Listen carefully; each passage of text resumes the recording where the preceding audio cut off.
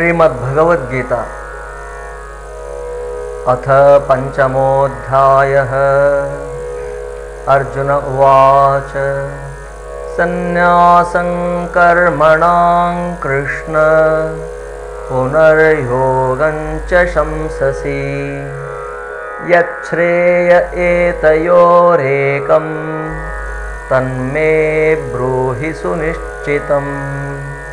श्रीभगवानुवाच सन्न्यासः कर्मयोगश्च निःश्रेयसकरावुभौ तयोस्तु कर्मसन्न्यासात् कर्मयोगो विशिष्यते। ज्ञेयः स नित्यसन्न्यासी यो न द्वेष्टि न काङ्क्षति। निर्द्वन्द्वो हि महाबाहो सुखं बन्धात् प्रमुच्यते। सांख्ययोगौ पृथक् बालाः प्रवदन्ति न पण्डिताः। एकमप्यास्थितः सम्यक् उभयोर्विन्दते फलम्।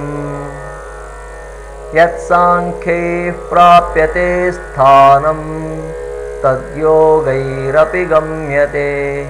एकं साङ्ख्यं च योगं च यः पश्यति स पश्यति। सन्न्यासस्तु महाबाहो दुःखमाप्तुमयोगतः। योगयुक्तो मुनिर्ब्रह्म न चिरेणाधिगच्छति। योगयुक्तो विशुद्धात्मा विजितात्मा जितेन्द्रियः। सर्वभूतात्मभूतात्मा कुर्वन्नपि न लिप्यते। नैव किञ्चित् करोमीति युक्तो मन्येत तत्त्ववेत्। पश्यन् शृण्वन् स्पृशन् जिघ्रन् अश्नन् गच्छन् स्वपन् श्वसन् प्रलपन् विसृजन् गृह्णन् उन्मिषन् निमिषन्नपि। इन्द्रियाणीन्द्रियार्थेषु वर्तन्त इति धारयन् ब्रह्मण्याधाय कर्माणि सङ्गं त्यक्त्वा करोति यः। लिप्यते न स पापेन पद्मपत्रमिवाम्भसा।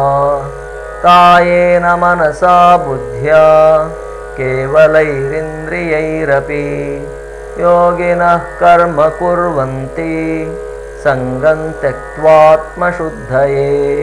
युक्तः कर्मफलं त्यक्त्वा शान्तिमाप्नोति नैष्ठिकीम्। अयुक्तः कामकारेण फले सक्तो निबध्यते। सर्वकर्माणि मनसा सन्न्यस्यास्ते सुखं वशी। नवद्वारे पुरे देहि नैव कुर्वन्न कारयन्। न कर्तृत्वं न कर्माणि लोकस्य सृजति प्रभुः। न कर्मफलसंयोगं स्वभावस्तु प्रवर्तते। नादत्ते कस्यचित् पापं न चैव सुकृतं विभुः। अज्ञानेनावृतं ज्ञानं तेन मुह्यन्ति जन्तवः।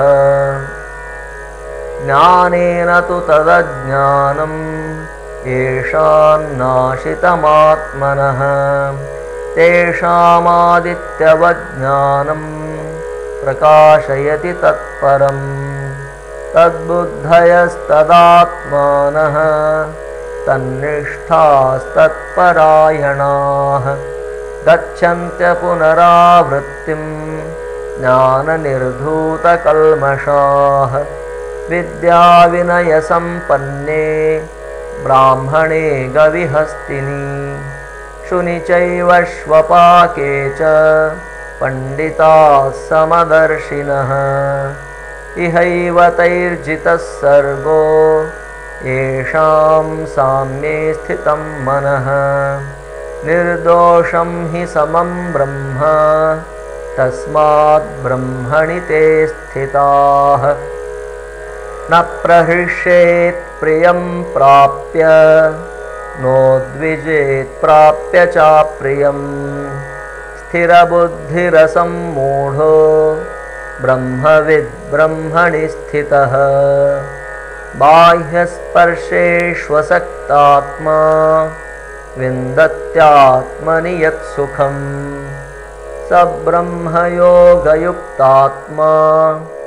सुखमक्षयमश्नुते ये हि संस्पर्शजा भोगा दुःखयोनय एव ते आद्यन्तवन्तः कौन्तेय न तेषु रमते बुधः शक्नोति हैव यः सोढुं प्राक्शरीरविमोक्षणात् कामक्रोधोद्भवं वेगं स युक्तः स सुखी नरः योऽन्तः सुखोऽन्तरारामः तथान्तर्ज्योतिरेव यः स योगी ब्रह्मनिर्वाणं ब्रह्मभूतोऽधिगच्छति लभन्ते ब्रह्मनिर्वाणं ऋषयः क्षीणकल्मषाः छिन्नद्वैधायतात्मानः सर्वभूतहिते रताः कामक्रोधवियुक्तानां यतीनां यतचेतसाम् अभितो ब्रह्मनिर्वाणं वर्तते विदितात्मनाम् स्पर्शान् कृत्वा बहिर्बाह्यान् चक्षुश्चैवान्तरे भ्रुवोः प्राणापानौ समौ कृत्वा नासाभ्यन्तरचारिणौ यतेन्द्रियमनोबुद्धिः मुनिर्मोक्षपरायणः विगतेच्छाभयक्रोधो